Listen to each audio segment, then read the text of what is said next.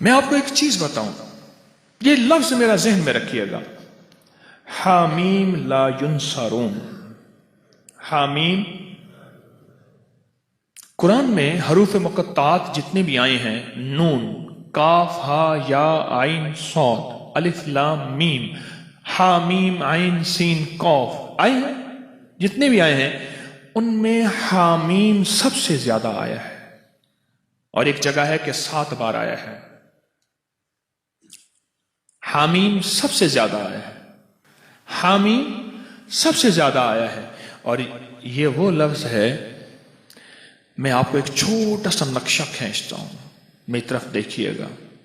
7 میل سے زیادہ لمبی اور ایک خندق ہے، پتھر ہی پتھر ہیں، بے بسی، بے کسی، فقر، فاقہ، پیٹ پہ پتھر، اور کدالیں نہیں، آدمی نہیں، اور ایک طرف سارے کفار کی فوجیں ہیں، اور یہ خندق کھودی جا رہی ہے۔ اور غزوہ خندق میں میرے آقا کائنات کے سردار سرور کونین صلی اللہ تعالی علیہ وسلم پہ 2 پتھر بندھے ہوئے، یہ حالت ہے۔ اور اس حالت میں میرے آقا نے ایک لفظ فرمایا، یہ پڑھو۔ حزب البحر میں بھی حامیم لا ینصرون لکھا ہوا ہے، دیکھ لیجئے گا۔ حزب البحر نے جانتے ہیں، اس میں بھی حامیم لا ینصرون ہے۔ اگر اتنے حالات آئیں اور کہ آخر ہو جائے، اتنے حالات آئیں کہ آخر ہو جائے، اس حالات میں بھی اگر آپ زندگی کا سبق اور پیغام پانا چاہتے ہیں تو حامیم لا ینصرون کو اخیر کر لیں پڑھنے کی۔ اب مجھ سے کوئی بات پوچھتے ہیں اس کو کتنی تعداد میں پڑھا جائے، میں ان سے عرض کروں گا پاگل بن جائیں، دن پڑھیں، رات پڑھیں، صبح پڑھیں، شام پڑھیں، ہر حالت میں پڑھیں، ہر لمحہ پڑھیں، ہر لحظہ پڑھیں۔ عورتوں اور بچوں کے لیے میں اس کے تھوڑے سے فائدے بتاؤں گا، جس کو آپ کو توجہ دلاؤں گا، تھوڑے سے فائدے بتاؤں گا حامیم لا ینصرون کے۔ ایک تو سب سے بڑا فائدہ یہ ہے کہ میرے اللہ کے نبی کا فرمان اور وظیفہ ہے، اس سے بڑا کوئی فائدہ نہیں ہے۔ دوسرا فائدہ یہ ہے کہ یہ آل محمد اور اصحاب محمد اس وقت جو غزوہ خندق میں میرے مدینے والے کے ساتھی تھے، اہل بیت بھی، صحابہ بھی، یہ ان کا وظیفہ ہے، اس سے بڑا کوئی وظیفہ نہیں ہے۔ ٹھیک ہے؟ اب اس وظیفے کے جو کمالات محدثین نے لکھے ہیں، مفسرین نے لکھے ہیں، اکابر صالحین اولیاء اللہ والوں نے اور ہمارے اکابر بڑوں نے لکھے ہیں، آپ اس کا گمان نہیں کر سکتے۔ جتنا جادو کا بڑے سے بڑا حملہ ہو، جادو کا بڑا حملہ ہو اور اخیر ہو کہ اس نے کہا کہ میں نے تیرے اوپر جادو کر کے دکھایا، اب تو کوئی لے آؤ اس کا توڑ، اس کو یقین کی طاقت کے ساتھ بہت زیادہ پڑھیں اور کھلا پڑھیں اور ہر لمحہ پڑھیں اور ہر لحظہ پڑھیں اور ہر گھڑی پڑھیں اور ہر وقت پڑھیں، اور اس کو پڑھیں اور آنکھوں سے اس کی طاقت اور تاثیر دیکھیں۔ عجیب چیز ہے۔ چند دن پڑھیں، چند ہفتے پڑھیں، چند مہینے پڑھیں، جلدی نہ کریں۔ چند دن پڑھیں، چند ہفتے پڑھیں، چند مہینے پڑھیں، جلدی نہ کریں، بالکل جلدی نہ کریں، بالکل جلدی نہ کریں۔ اس کو پڑھیں اور بہت زیادہ پڑھیں۔ حامیم لا ینصرون، لا ینصرون، لا ینصرون، حدیث میں موجود ہے۔ قرآن میں حامیم علیحدہ آیا ہے، لا ینصرون علیحدہ آیا ہے، اور حدیث میں دونوں جمع آئے ہیں۔ قاتلانہ حملے کے لیے جس کو خطرہ رہتا ہو، بموں کی بارش ہو جائے، گولیوں کی بارش ہو جائے، اللہ بچا کے دکھائے گا، اللہ حفاظت کر کے دکھائے گا۔ جہاں عام جادو کا راج اور رواج ہو، جہاں عام جادو کا مزاج ہو، جادو کا مزاج ہو، اور یہ سند حدیث کے ساتھ مستند چیز میں آپ کو دے رہا ہوں، مستند چیز دے رہا ہوں۔ ایسے لوگ جن کے اوپر حملے ہوتے ہیں اور ان کو اٹھا کے لے جاتے ہیں، سالوں پتہ نہیں چلتا کہ کہاں گئے، کس طرح گئے۔ ان کے گھر والے وہ دن رات پڑھیں، حفاظت کا انوکھا نظام، غیب کا انوکھا نظام، برکت کا انوکھا نظام، جادو سے، حملوں سے اور حیرت انگیز طور پہ دشمن کے وار سے اس کے اندر انوکھی تاثیر ہے۔ کینسر کے مریضوں کو میں نے بتایا اور کینسر کے مریض اس سے صحت یاب ہوئے، ہیپاٹائٹس کے مریضوں کو بتایا، جوڑوں کے دل کے مریضوں کو بتایا۔ حیدرآباد کے ایک جوان تھا، اس کی والدہ کو کینسر تھا، عدنان، والدہ کو کینسر تھا، اور یہ وظیفہ اس نے پڑھنا شروع کیا سارے گھر والوں نے۔ ابکری میں اس کی پوری رپورٹ چھپی تھی کئی سال پہلے، ماہنامہ ابکری میں، اور اس نے پڑھنا شروع کر دیا۔ پڑھتے پڑھتے پڑھتے اللہ کا نظام دیکھے کہ والدہ کو جب ٹیسٹ کے لیے لے گئے کراچی کے بڑے ہسپتال میں کینسر کے لیے، تو انہوں نے کہا اس کو کینسر تو ہے نہیں، انہوں نے کہا یہ رپورٹیں صاحب کا ہیں۔ وہ حیران ہوئے، صاحب کا رپورٹیں ٹھیک ہیں، اس کے مطابق اس کے پورے بدن پہ کینسر پھیل چکا ہے، اور موجودہ حالات بتاتے ہیں کہ کینسر ہے ہی نہیں، یہ کیسے ممکن ہے؟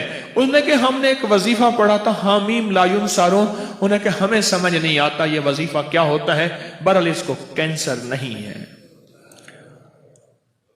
یہ بتائیں، آپ سے سوال کروں گا، اس بڑے وظیفے سے کینسر جیسا کیس تو ٹھیک ہو سکتا ہے، چھوٹی موٹی بیماریاں ٹھیک نہیں ہوتی؟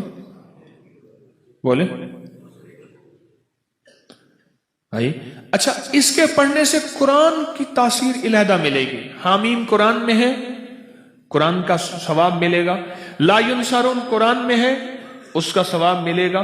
اچھا، اس کے پڑھنے سے ایک ایسا عمل بھی زندہ ہوگا کہ اللہ کے حبیب کی سنت کو جو امت چھوڑ دے گی، اور زندگی کے آخری امت کے حصے میں جو آقا کی حدیث کو زندہ کیا جائے گا تو اس کو 100 بدری شہیدوں کا ثواب ملے گا۔ سنیے روایت، جو مردہ سنت کو زندہ کرے گا اسے کتنی ثواب ملے گا؟ 100 شہیدوں کا ثواب ملے گا، اور ایک روایت میں ہے بدری شہیدوں کا ثواب ملے گا۔ یہ غزوہ خندق کی سنت ہے، جہاں خندق کھودنا سنت، مشقت کرنا سنت، جہاں اور سنتیں وہاں یہ عمل پڑھنا بھی سنت ہے۔ آج ایک یاد رکھنا، مسلمانوں کے لیے اس وقت ہر طرف خندق ہی خندق ہے، آزمائش کی، ابتلا کی، دجالی فتنوں کی، خندق ہی خندق ہے۔ میری بات کو گہرائی سے سمجھ لینا، خندق ہی خندق ہے، اس کا حل حامیم لا ینصرون ہے۔ جہاں جادو کا زور ہو، جہاں جنات کے فتنے ہوں، وہاں یہ مسنون عمل جو صحابہ اہل بیت محمد آل محمد اصحاب محمد سے ثابت ہے، ان کی زندگیوں کا ورد ہے، اور ان کی زندگیوں کا وظیفہ ہے، اور ان کی زندگیوں کا ساتھی ہے، اور انہوں نے غزوہ خندق بغیر لڑے اللہ نے فتح عطا فرما دی۔ کوئی مشکل وظیفہ ہے؟ ناممکن ہے؟